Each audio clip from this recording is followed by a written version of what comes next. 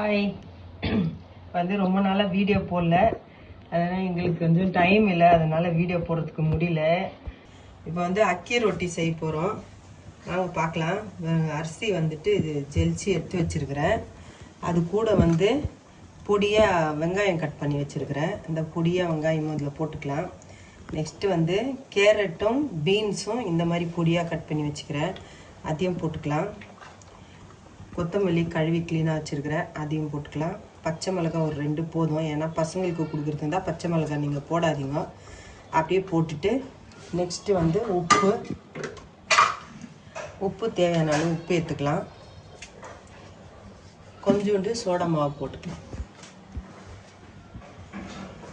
கொஞ்சோண்டு சோடா மாவு போட்டுக்கலாம்.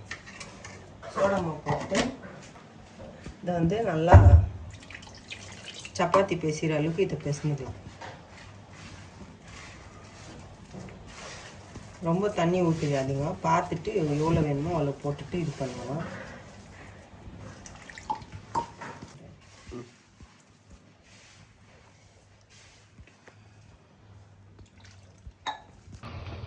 இப்போ ஒரு 5 நிமிஷம் ஆயிடுச்சு. மாவு ஊற வச்சுட்டு இப்போ வந்து இந்த மெலிசாக தட்டிக்கலாம். இந்த மாதிரி உண்டை பிடிச்சிட்டு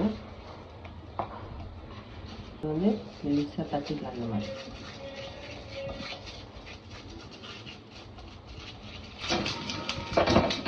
தவா சூட வச்சு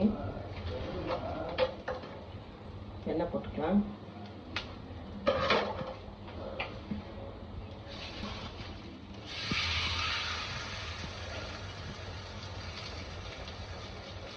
இந்த மாதிரி எல்லாம் வந்து கிட்ட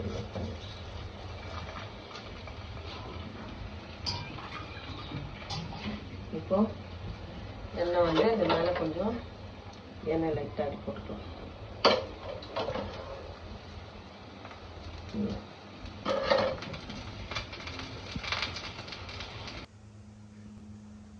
இப்போ ஒரு பக்கம் வெந்துடுச்சு. திருப்பி போட்டுக்கலாம். திருப்பி போட்டு இந்த மாதிரி கொஞ்சம் நல்லா வெந்துட்டோம்.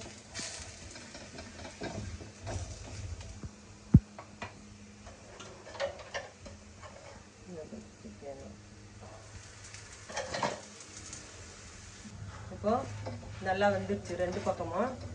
இது வந்து அப்படியே எடுத்துக்கலாம்.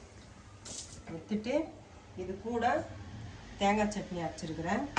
இது தேங்காய் சட்னி, இது ரெண்டுமே காம்பினேஷன் ரொம்ப நல்லாயிருக்கும். நீங்களும் ட்ரை பண்ணி பார்த்துட்டு சாப்பிட்டு பாருங்கள். நெக்ஸ்ட் ஒரு வீடியோவில் பார்க்கலாம். பாய்.